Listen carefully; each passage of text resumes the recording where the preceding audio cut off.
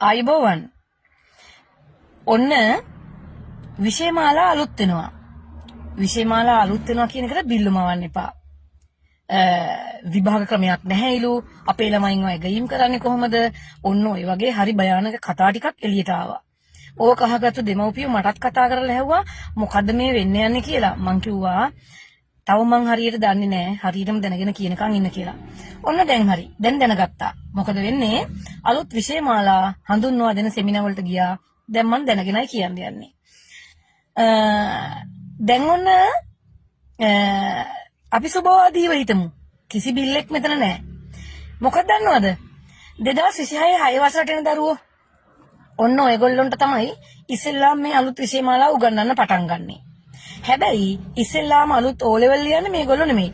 ඉස්සෙල්ලාම අලුත් O level ලියන්නේ 2026 8 වසරට යන ළමයි.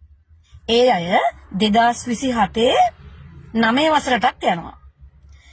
ඒ අය 8 වසරේදී 9 වසරේදී ඉගෙන ගන්නේ පරණ පෙළ පොත. හැබැයි ඒ අය 2028 10 වසරට යනකොට අලුත් පෙළ පොතත් එක්ක අලුත් විෂය නිර්දේශයට එනවා. 2029 මේ අය තමයි අලුත්ම O level විභාගෙ ලියන්නේ. මොකක්ද ඒ විභාගෙ? විෂයන් 7යි, තෝරගත්තු විෂයන් 2කුයි, අනිවාර්ය විෂයන් 5කුයි. එතකොට මොකද්ද මේ 6 වසරට කරන්නේ? 6 වසරට තමයි ඒ O level වලට හදන ළමයා මුල ඉඳන් පටන් ගන්න කණ්ඩායම 2026 6 වසරට එන කණ්ඩායම. ඒගොල්ලන්ට වාර විභාග නැහැ. O level නෙමෙයි, ජාතික විභාග නෙමෙයි. ඒගොල්ලන්ට වාර විභාග නැහැ. හොඳයි. කොහොමද දන්නවද? ඒගොල්ලන්ගේ කාවවත් ෆේල් කරන්නේ නැහැ. ඒ හැම කෙනෙක්ම ඉගෙන ගන්නවා වාර විභාග නැති බොහොම සොඳුරු Taman සතු කුසලතාවයේ පෙන්නලා ඒ කුසලතාවයෙන් ගොඩ යන්න පුළුවන් ක්‍රමවේදයකට ඉගෙන ගන්නවා. දැන් මෙතන කතා කරන්න එපා සාහිත්‍ය නැහැලු ඉතිහාසයේ ඒ ඔක්කොම දේවල් තියෙනවා.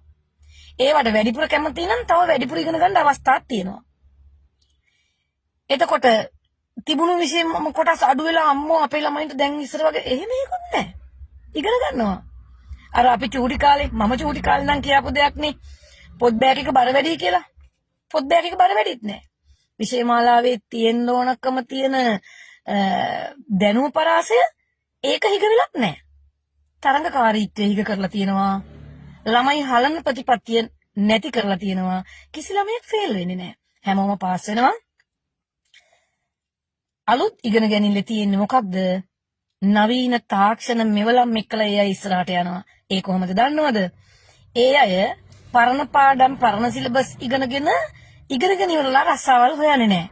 එයා ඉගෙන ගන්නෙම මම කවුද කියලා දැනගෙන මට ගැළපෙන දේ මොකද්ද කියලා දැනගෙන දැනගත්තු දේ තමයි ඉගෙන ගන්නෙ.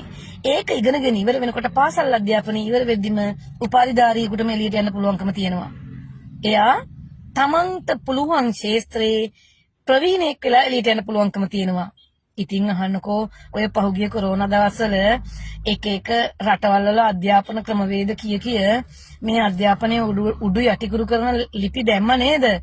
ඕ අපි හැමෝම කියෙව්වා නේද? හැබැයි මේ ඒක නෙමෙයි. මේ අපිට ගැළපෙන එක. සුබවාදීව හිතලා පියවර තියලා බලමු. අලුත් විෂයමාලාවත් එක්කලා අපි ආයෙ හම්බ වෙමු.